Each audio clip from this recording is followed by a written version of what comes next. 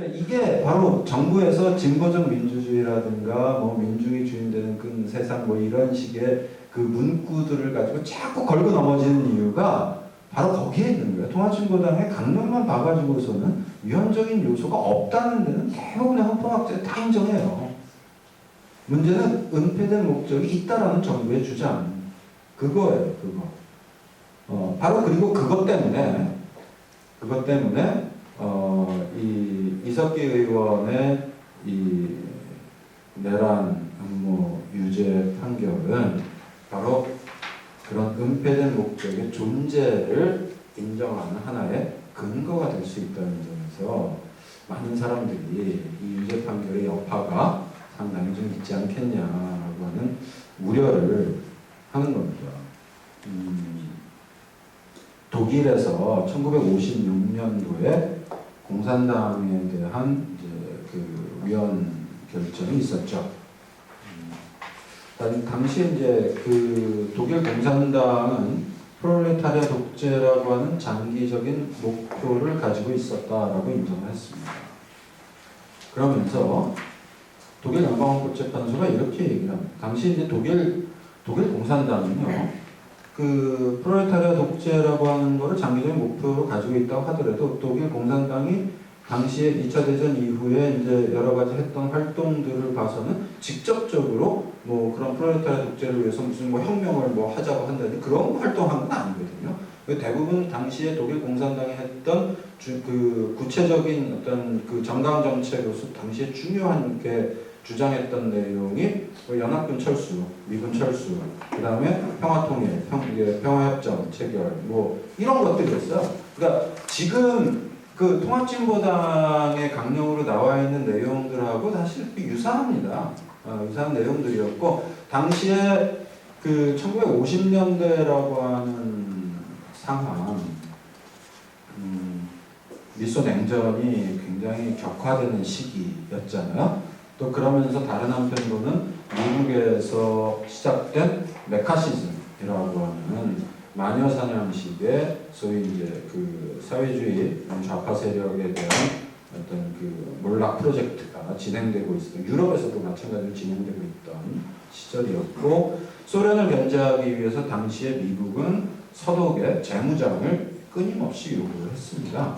그런데 공산당은 이 독일의 재무장에 대해서 반대하는 입장을 분명하게 내걸고 있었고, 평화협정 체결해야 된다, 오히려 연합군 철수해야 된다는 입장을 가지고 있었거든요. 이제 그러면서 또 그 당시 이제 그 유럽이나 미국에서는 2차 대전을 거치면서 사실 그 노동운동을 중심으로 해서 소위 좌파 진영의 어떤 사회운동 세력이 굉장히 성장을 많이 했던 시기입니다. 그러니까 이게 이제 그 일종의 이제 지배 권력의 입장에서 보면은 어떤 그 국내적으로 이제 좌파에 대한 그 급성장한 이 좌파 세력을 견제해야 될 필요성, 그 다음에 또 이 국제적인 그런 관계에서는 미소 냉전에서 소위 이제 소련을 견제하기 위한 재무장에 대한 미국의 요청, 뭐 이런 국내외적인 여러 가지 환경들 속에서 독일 공산당에 대한 이제 위헌 심판 정책이 들어갔던 거거든요. 근데 당시 그래서 독일 공산당은 무슨 뭐 사회주의 혁명을 하기 위해서 뭘 준비하고 뭐 활동하고 한 게 아니에요. 정말 했던 얘기들이 다 뭐 연합군 철수, 평화협정 뭐 이런 거를 이야기하고 했었는데, 여기에 대해서요, 연방헌법재판소가 독일에서 이렇게 얘기를 합니다. 그런 프롤레타리아 독재 같은 거를 장기적인 목표로 삼고 있다, 독일 공산당은. 근데 지금 당장 하는 활동들을 보니까 그 목표와 직접적으로 연결되는 어떤 활동을 뭐 혁명을 위해서 뭘 한다든지 그런 건 아니다. 근데 지금 하고 있는 활동들만으로도 장기적인 그런 목표를 달성하기 위한 활동들의 일환이라고 볼 수 있다. 그래서 위험하고 그래서 위헌이다라는 이야기를 했어요.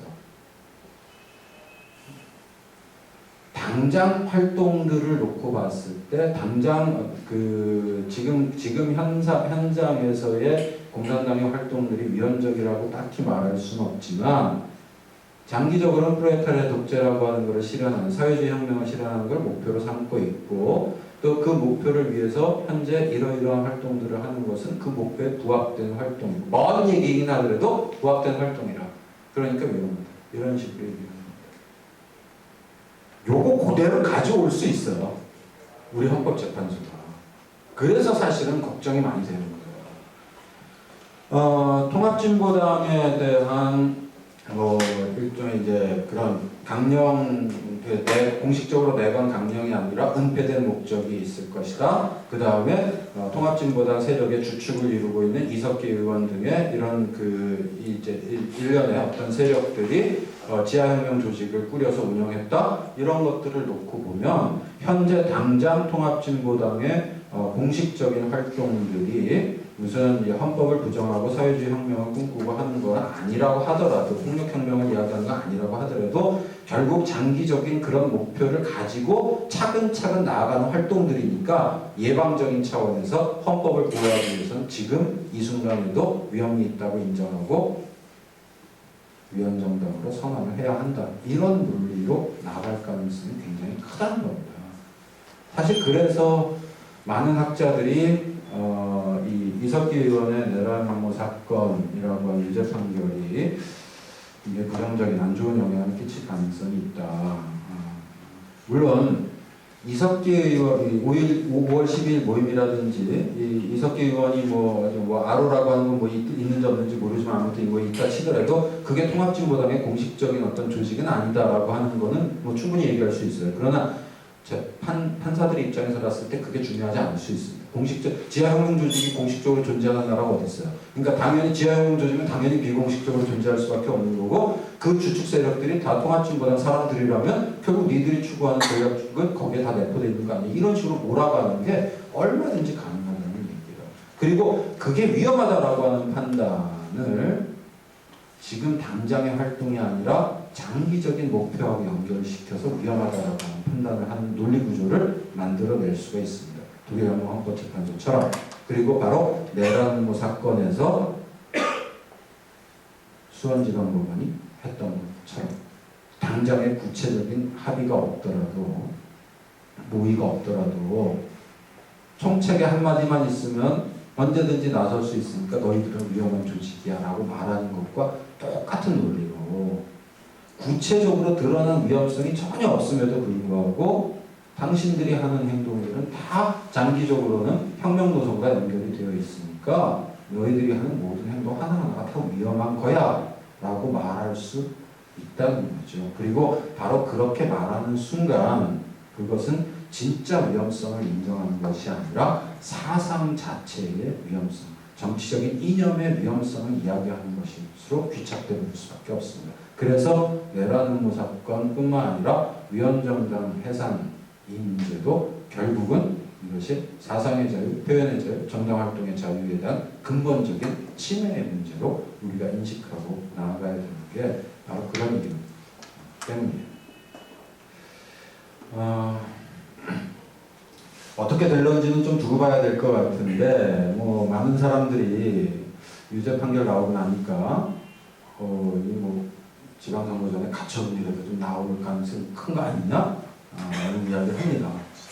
실제 그런 정당들이 또 많이 있죠. 그러니까 본안 판결로서 딱 위헌 판결을 내리기는 지금 당장 그걸 내릴 수 있는 정도의 여건은 아닙니다. 그런데 최소 가처분을 내릴 수 있고 가처분을 내린다면 사실은 이게 정당으로서의 활동 자체를 완전히 뭐 손발 다 묶어버리는 거기 때문에 가처분만으로도 굉장히 심각한 결과를 가져올 수 있죠. 근데 이렇게 가처분은 6.4 지방선거 전에 내려놓고 그 다음에 이제 본안 판결은 조금 더 정치적인 이런 여러 가지 상황 변화를 헌법재판소가 눈치 보면서 좀 시간을 끌 가능성이 있지 않느냐. 이런 전망들이 대체로는 좀 우세한 것 같은데 또 엊그저께 또 공개 변론 한 번 더 있었는데 그 공개 변론에 갔다 온 사람들 얘기로는 헌법재판소가 그렇게 서두르는 것 같진 않다. 가치는 안 나올 가능성이 상당히 있지 않겠냐. 또 이런 분위기도 좀 감지된다라는 이야기를 하고 있어서 어떨지는 모르겠는데요. 현재 헌법재판소의 인적 구성, 굉장히 보수적인 인사들로 채워져 있고 또 사회적인 분위기로 봤을 때 앞에서 이야기한 그런 위험성을 윤리, 장기 목표, 은폐된 목적 이런 윤리를 동원해서 가처분이 나올 가능성을 우리가 좀 염두에 두면서 좀 충분히 대응을 해야 되지 않겠냐 하는 생각이 듭니다. 그 6페이지부터 제가 쭉 적어놓은 거는 이런 식의 사건들, 위헌정당 심판이라는 것이 초유의 일이잖아요. 또 내라는 뭐라는 또 사실 그 김대중 전 대통령에 대한 내라는 뭐 사건 이후에는 뭐 거의 지금 30년, 34년 만에 그 일이기도 하고 또 내라는 뭐라고 하는 것이 구체적으로 예전에 이제 그 법원에서 유죄 판결을 받은 민청학년 사건, 김대중 내라는 사건이었는데 다 재심에서 무죄로 판단됐고 실제로 내라는 거가 유죄로 인정된 사건은 없습니다. 그런 상황이기 때문에 아니 이렇게 초강수로 도 나가는 거가 이게 어떤 맥락 속에 있는 거냐 하는 거를 좀 들여다볼 필요가 있는데요.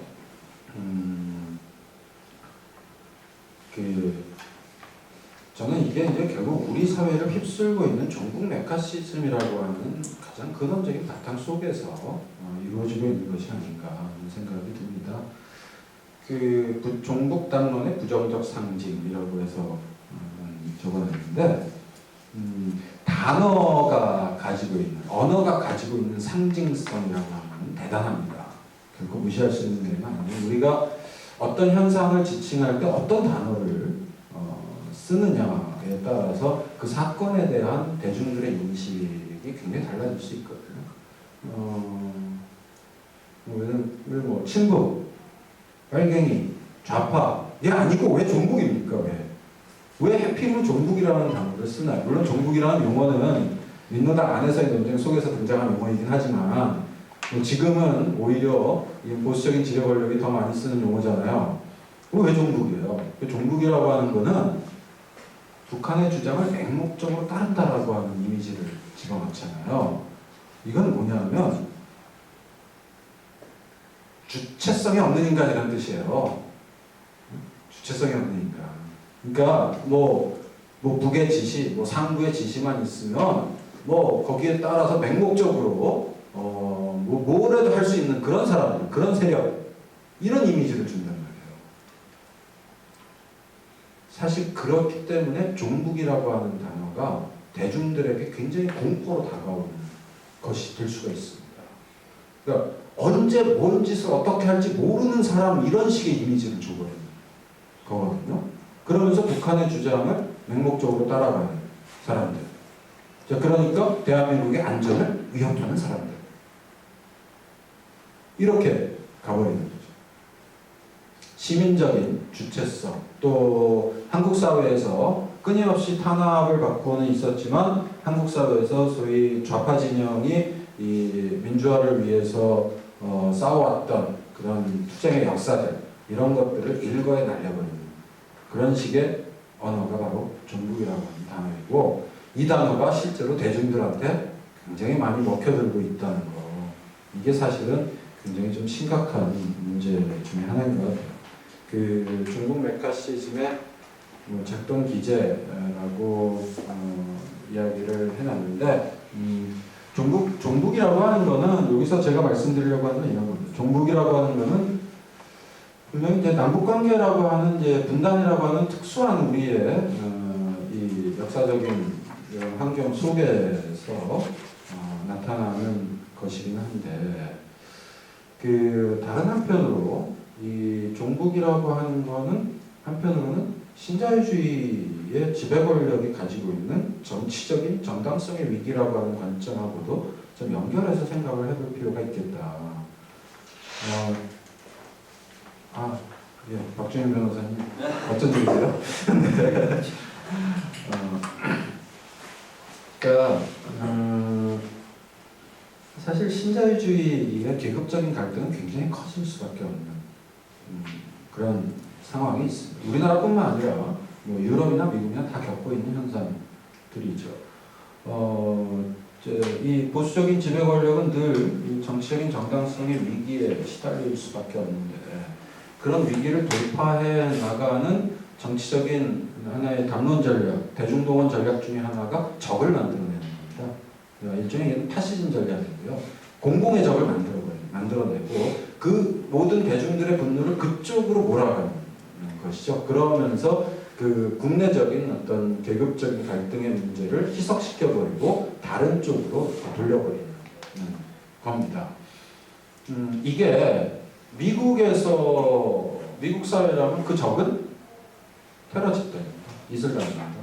그러니까 이슬람 사람들의 테러에 대한 공포를 정치적으로 미국 사회가 이용해 먹는 거. 한국 사회에서는 바로 그 역할을 하는 게 바로 종북위원회죠. 한국 사회에서는. 이게 남북 간의 이 분단이라고 하는 특수한 어떤 상황을 이용해서 종북 세력은 대한민국의 적이다라고 상정을 해버리고 바로 그 종북이라고 하는 낙인이 찍히는 순간 시민사회의 어떤 구성원으로서 인정하지 않고 없어져야 될 존재. 적이라고 하는 건 선멸의 대상일 뿐입니다. 동료가 아니거든요. 그러니까 종북이 적이다라고 이야기하는 순간 선멸하고 없어져야 될 존재일 뿐입니다. 그런 식으로 함으로써 다른 일반적인 대중들의 어떤 그 사회적 갈등의 문제를 좀 비껴가려고 하는 이제 이런 식의 어떤 그 정치적인 담론이 바로 이 종북 메카시즘의 문제로 나타나는 거 아닌가. 그러면서 그 적을 치는 데 있어서 형사사법, 형벌권이라고 하는 것이 굉장히 강화되는 현상이 동시에 나타납니다. 우리나라뿐만 아니라 외국에서 다 마찬가지인 거죠. 이명박 정부 이후에 국가보안법이 다시 활성화돼서 국가보안법 적용 건수도 좀 늘어가고 있고 또 이 무관용주의라고 하는 무관용 원칙, 뭐 옛날 이명박 대통령 시절에 뭐 떼법 청산 뭐 이런 얘기. 떼법이라는 게 뭐냐면 어디 우르르 몰려가가지고 으쌰으쌰 해서 뭐 원하는 거 얻어내는 거 떼법이라고 이제 이명박 대통령이 지칭했던 건데요. 우리식으로 얘기하면 뭐야? 집회 시위잖아요. 그죠? 그 집회 시위라고 하는 걸 기본권 행사가 아니라 뭐 떼 쓰는 거 이런 식으로 해서 없어져야 되는 거 이런 식으로 치부해버리는 것도 볼 수가 있어요. 그러면서 떼법 청산이라는 이름으로 과감한 공권 투입. 그 다음에 끝까지 불법 시위자들에 대해서는 끝까지 추적해서 처벌한다라고 하는 식의 무관용주의 원칙. 뭐 이런 것들이 다 같이 동반돼서 나타나는 현상들인 거거든요. 예, 그런 맥락 속에서 이런 그 내란음악 사건과 위헌정당의 문제가 퍼지는 거 아니냐 이런 거를 좀 볼 필요가 있을 것 같고요. 명백하고 현존하는 위험의 원칙이라고 하는 거는 이 헌법이나 뭐 형사법 쪽에 많이 이야기되는 원칙 중 하나입니다. 사상의 자유나 표현의 자유를 제한하기 위해서는 명백하고 현존하는 위험이 있을 때에만 가능하다라고 하는 원칙. 미국의 연방대법원이 정립한 원칙이라고 하죠. 그런데 우리나라의 대법원이나 우리나라의 헌법재판소는 이 원칙을 제대로 받아들인 적이 없습니다. 헌법재판소는 국가보안법 사건 관련해서는 이 자유민주적 기본질서를 위태롭게 할 명백한 위험성이 있는 행위를 해야 된다. 그렇게 한정해서 처벌해야 한다라고 해서 명백한 위험성을 얘기를 했지만 현존하는 위험성이라는 얘기는 그 위험이 급박한 것이어야 한다는 거예요. 그러니까 당장 그것이 예를 들어서 어떤 주장을 했다, 어떤 행동을 했다라고 했을 때 그 주장의 내용이 위험하다는 게 아니라 그런 주장을 함으로써 당장 헌법 질서가 파괴되거나 다른 사람의 법익을 침해하게 되는 어떤 행동으로 나아가게 될 위험성이 있을 때 그게 현존하는 위험이거든요. 그럴 때 이 표현의 자유에 대한 제한이 가능하다. 굉장히 엄격하게 제한해야 된다는 원칙인데 그런 현존하는 위험의 원칙이라고 하는 것을 우리 대법원 헌법재판소는 여지껏 한 번도 인정한 적이 없습니다. 바로 그것이 내란음모 사건에서도 그대로 드러나요. 아까 앞에서도 말씀드린 것처럼 내란음모라고 하는 것은 내라는 모죄를 처벌하는 이유는 헌법을 보호하려고 하는 것이지만 동시에 그것이 사상의 자유나 표현의 자유를 침해해서 안 된다는 말씀 드렸잖아요. 그렇기 위해서는 내라는 의무의 실질적 위험성이라는 것도 바로 명백하고 현존하는 위험이 있을 때에 비로소 내라는 의무로 처벌하는 것이 가능하다. 이렇게 얘기가 되어야 되거든요. 그런데 수원지방법원의 판결에서는 어떠했습니까? 앞에서 말씀드린 것처럼 그냥 아로라고 하는 조직이 있으니까 언제든지 나설 수 있으니까 그러니까 위험한 거다. 이런 식의 논리를 봤잖아요. 그죠? 그러니까 당신들 아로라고 하는 조직, 그 당신들이 추구하는 노선 그게 위험한 거고 그게 반헌법적인 거고 그러니까 그러면서 당신들은 지휘통솔체를 갖추고 있으니까 당신들이 하는 행동 위험한 거야. 여기서 위험의 급박성, 위험의 현존성, 위험의 실질성이라고 하는 요건은 아예 무시되는 거가 됩니다. 내라는 뭐 사건의 판결은 그런 점에서 우리나라에서 명백하고 현존하는 위험의 원칙이라는 것이 한 번도 제대로 된 법원칙으로 정립되지 못했다라고 하는 것과 동시에 좀 연결되어 있는 부분이 아닌가 생각이 듭니다. 그런 점에서 내라는 뭐 사건은 바로 표현의 자유, 사상의 자유에 대한 침해 문제로 좀 바라봐야 될 부분이라고 생각이 들고요. 9페이지에 형사사법의 권력의 작동, 정치적 역학관계, 뭐 얘기, 그 다음에 그 뒤에 뭐 정치사법, 뭐 이런 얘기 조금 써놨는데, 뭔 얘기를 말씀드리려고 하는 거냐면, 형사사법 권력, 경찰, 검찰, 국정원, 그 다음에 더 나아가서 법원.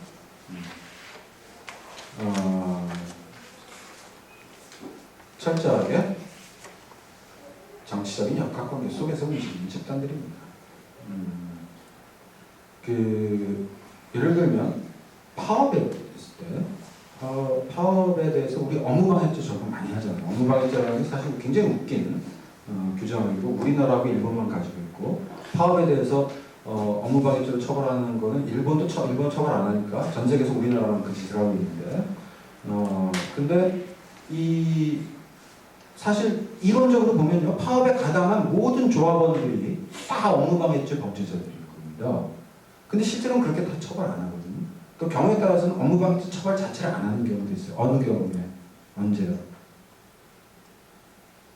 그 파업이 대중적인 지지를 받을 때 그리고 진보적인 사회운동의 세력이 상당히 커져 있을 때 그때는 쉽게 못 칩니다. 그때는 오히려 도사관에 잘해봐라 자꾸 그런 식으로 가죠. 처벌하는. 근데 힘의 균형이 깨지면 무지막지하게 칩니다. 그때는요. 그게 경찰 검찰입니다.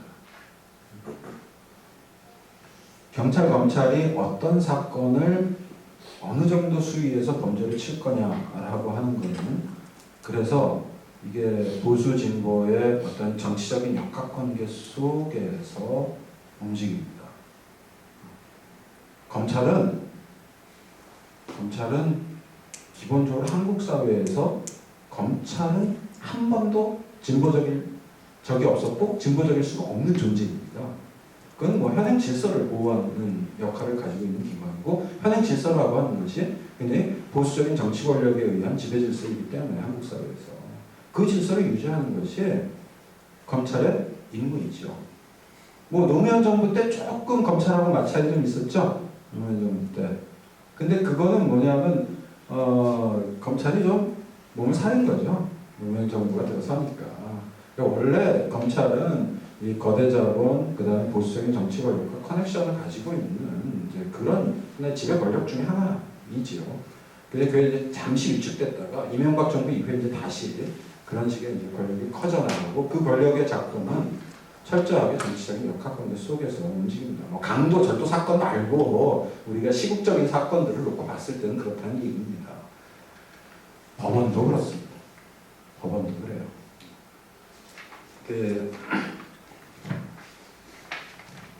정치사법이라고 얘기하는데 앞에서 자유신중주의 얘기했잖아요. 자유신중주의가 판사들이 숨어드는 구멍입니다. 뭐 나는 양심에 따라서 판단한 거다. 근데 양심에 따라서 국정원이 한 얘기는 100% 믿고 피고인이 고문당했다고 주장했던 거는 한마디도 안 들어줬던 게 70년대, 80년대 판사들이었잖아요. 이게 잘못됐다고 뭐 최근에 와서 이제 재심 무죄 사건도 나오고 뭐 있기는 한데 제가 볼 때는 아직도 반성을 못하고 있고 반성은커녕 오히려 지금 또 좀 그나마 좀 조금 나아졌다가 다시 거꾸로 돌아가는 모양새 아닌가. 김영판 사건 판결에서도 그렇고 이 내란음모 유죄 판결에서도 그렇고 과거에 그런 자유신중주의의 뒤에 숨어서 정치 권력의 입맛에 맞는 판결의 양상이 왔던 그런 모습들이 재현되는 것 같아서 굉장히 좀 씁쓸한 느낌이 듭니다. 근데 결국 그런 거를 제어하는 거 물론 많은 법률가들이 법정에서 싸울 겁니다. 그런데 그것만 가지고는 안 돼요. 그것만 가지고는 부족합니다. 결국은 우리가 정말 정의에 합치하는 그리고 민주주의에 합치하는 그런 판결들이 나올 수 있도록 그런 식으로 권력을 제어하는 것은 그건 결국은 민주주의적인 연대의 힘 속에서는 가능한 것이고 결국은 이건 연대와 저항의 세력을 얼마나 우리가 좀 더 공고하게 만들어서 싸울 수 있느냐 하는 거에 의해서 좌우될 수 있는 문제입니다. 그 통합진보당에 대한 여러 가지 불편한 시각이 있죠. 네, 있죠. 그래서 이런 뭐 내란음모 사건이나 위원장관 문제에 대해서도 많이 좀 연대적인 어떤 투쟁에 나서기가 어려운 그런 것도 사실입니다. 네, 그럼에도 불구하고 그런 문제는 좀 제쳐놓고 이 문제는 통합진보당의 문제가 아니라 이것은 민주주의의 문제이고 또 사상의 자유, 표현의 자유, 결사의 자유를 우리가 얼마나 수호해 나갈 것이냐라고 하는 것의 문제이고 통합진보당에 대한 여러 가지 불신이나 뭐 통합진보당이 과연 뭐 너희들도 민주주의자냐 뭐 이런 얘기하는 사람들도 많은데요. 그런 식의 문제는 우리가 민주적인 공론장 속에서 풀어나가야 되는 문제이지 그렇다고 해서 권력의 칼을 들이미는 거에 대해서 우리가 방관할 수 있는 문제는 아닙니다. 이것은 통합진보당이 지금 1차적인 타겟이 되고 있지만 항상 권력의 속성은 언제나 상대방을 칠 때는 약한 고리를 먼저 치게 마련이지요. 통합진보당을 치겠죠. 그 다음에는 노동운동, 이런 정교조와 같은 이제 이런 소위 이제 그 좌파라고 분류되는 이제 그런 사회운동 세력들을 칠 겁니다. 그러면서 민주당과 같은 이제 그 정당은 상대적으로 그런 세력들과의 관계를 계속 절연하도록끔 유도합니다. 흡수하려는 전략을. 그러니까 민주당은 흡수하고 민주당보다 조금 더 나아간 좌파 세력들은 치려고 하는 전략을 나갈 게 앞으로의 보이는 길이라는 거예요. 한 걸음 한 걸음 그렇게 나갈 겁니다. 박근혜 정부. 그러니까 그것을 지금부터 막지 않으면 앞으로 상황은 점점 더 어려워지게 될 것이다. 그래서 이 문제는 우리가 민주주의의 위기라고 하는 관점에서 함께 연대로서 대응할 필요가 있겠다. 그래야만 한다. 뭐 이렇게 해서 마무리하는 거예요. 제 얘기는. 이렇게 하겠습니다. 고맙습니다.